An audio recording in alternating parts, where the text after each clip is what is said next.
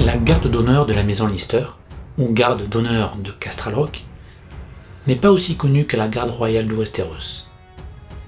Elle est cependant une force militaire importante pour la maison Lannister. Les membres de la garde d'honneur de Castral Rock sont choisis parmi les meilleurs soldats de la maison Lannister pour protéger la forteresse de Castral Rock et la famille Lannister. Ils portent des armures rouges et dorées et sont équipés d'armes de qualité supérieure. Au combat, ils utilisent les faiblesses de l'ennemi pour faire basculer l'affrontement à leur avantage, briser plus facilement les armures adverses, contrer des aptitudes guerrières ou renforcer leur rang. Leur devoir est de protéger la forteresse et de défendre la maison Lannister contre les ennemis potentiels. Bien que la garde d'honneur de Castral Rock ne soit pas aussi prestigieuse que la garde royale, elle est considérée comme une force militaire puissante et redoutable au service de la maison Lannister.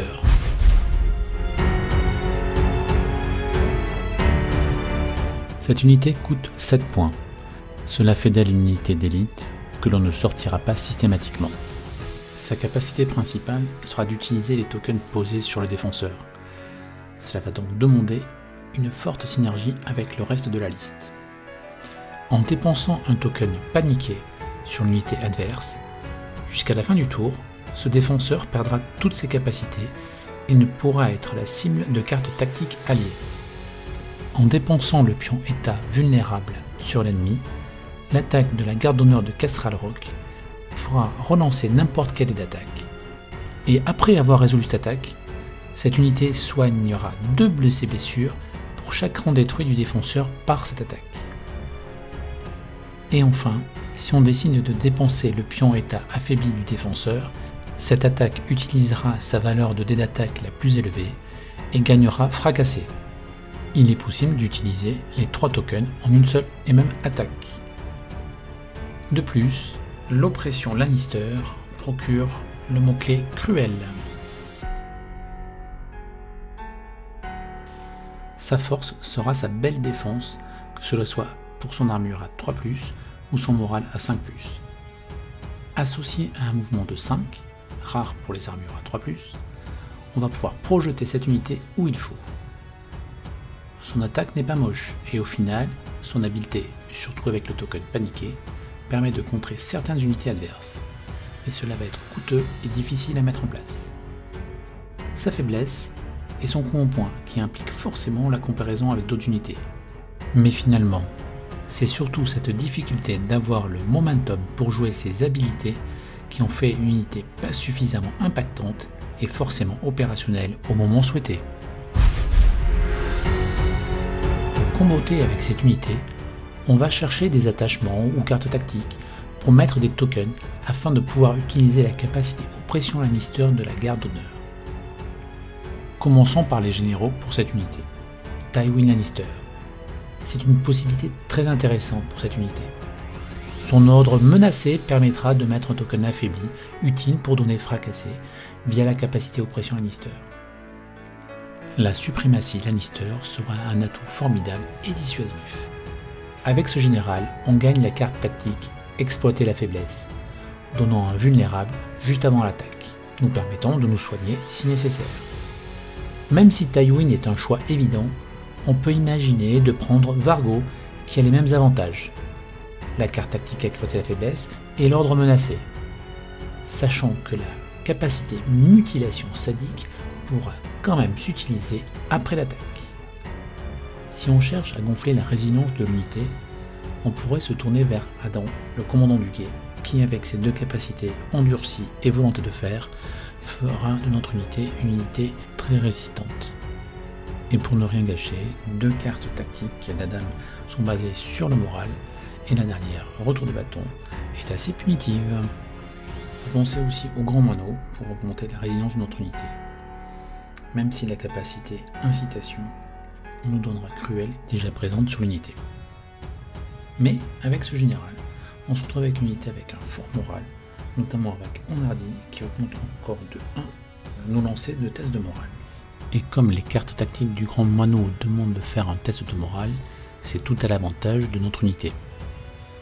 On pourrait avec plus de subtilité imaginer des listes avec Daario, donnant des aptitudes d'assaut comme défensive intéressantes, comme avec la carte tactique Bravade d'épée louée, et plus besoin d'utiliser le pion état affaibli si l'on contrôle la case richesse.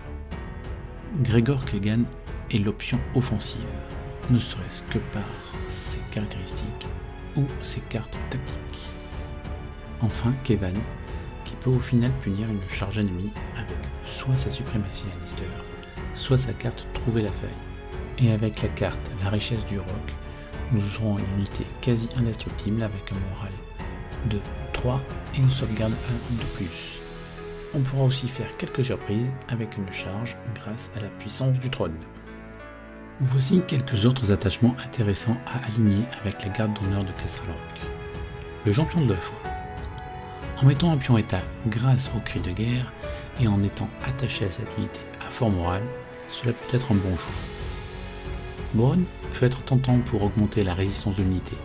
En contrôlant la zone richesse du plateau stratégique, on a une unité avec une sauvegarde à 2+, et un mouvement de 5, sans parler du moral qui passe à 4+, et de la capacité de l'appât du gain.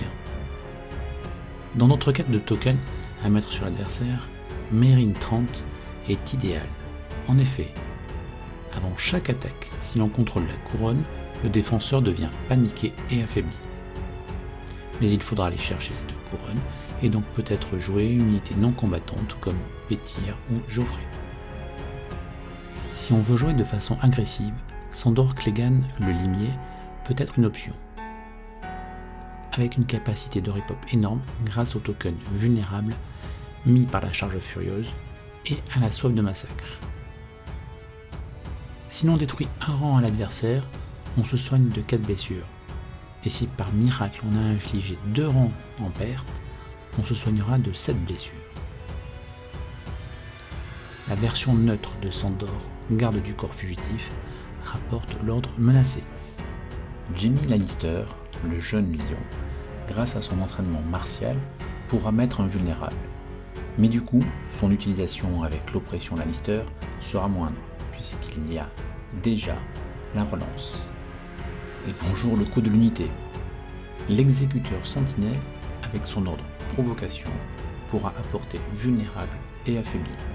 Theon Greyjoy, dit Schling, a un ordre, pour l'exemple, intéressant.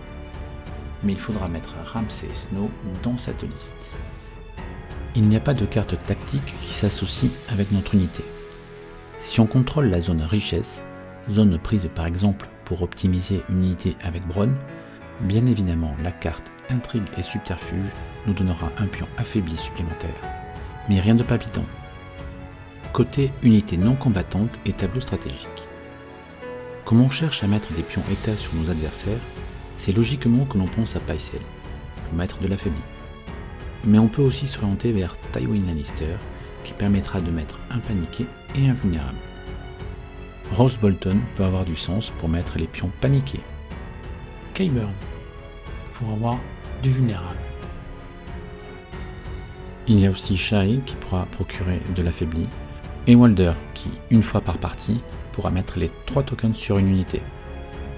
Pour le tableau stratégique, on privilégiera évidemment la case tactique, toujours pour donner un token. On pourra penser aussi à prendre la zone richesse afin d'empêcher l'adversaire de retirer nos tokens. Pour le choix des unités alliées, il n'y a pas vraiment d'unité qui synergise. Ou alors on se complique encore nos séquences d'activation avec des unités qui peuvent apporter des pions état comme les chevaliers errants, les derviches Corbeau-Tornade, les filles du bâtard de la maison Bolton, les chevaucheurs de Zébrul des pitres sanglants, les tirailleurs des pitres sanglants, les coupes-jarrets de la maison Bolton ou les archers Corbeau-Tornade. Toutes ces unités sont des unités neutres. La seule unité Lannister qui pourrait donner un pion état est l'unité des manteaux d'or. Niveau mission, c'est plutôt celle à prise d'objectifs qui seront favorables à cette unité. Sa résistance, que cela soit en armure ou morale, lui permettra de tenir les objectifs. Et sa vitesse lui permettra d'aller chercher les plus éloignés.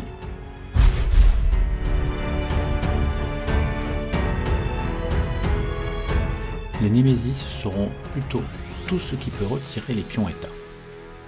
Cela concerne quelques unités non combattantes. C'est le cas de la Dame du Fenil et celle de Winterfell, ainsi que l'amante de la Vipère et le maître des lois. Sur le terrain, les Baratheons ont le plus de contre. Le noble de Père Dragon dispose d'un ordre permettant d'empêcher de gagner un pion état. Les hommes de la reine d'Orlor, si le joueur Lannister ne contrôle pas la couronne, ne pourront pas utiliser les pions vulnérables et paniqués. Et le général Stannis Baratheon, avec sa planification réactive, pourra remplacer un pion état par un autre de son choix. Côté Greyjoy, le brave de la mer d'été, grâce à Crédit de Fer, retirera un pion état.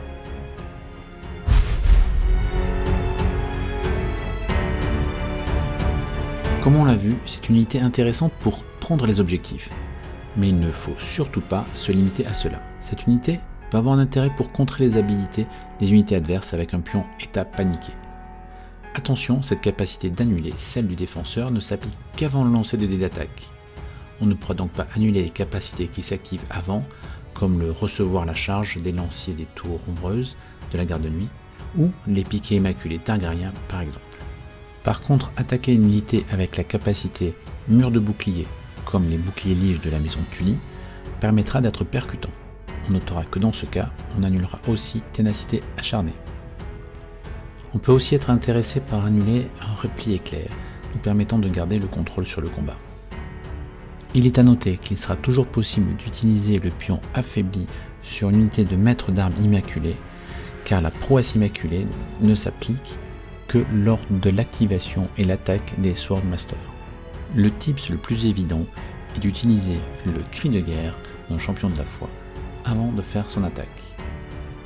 L'autre tips est d'attaquer via la zone combat du tableau stratégique en utilisant Roose Bolton en tant qu'unité non combattante. On en profite pour lancer quelques rumeurs horribles et donc mettre un pion paniqué sur le défenseur juste avant l'attaque.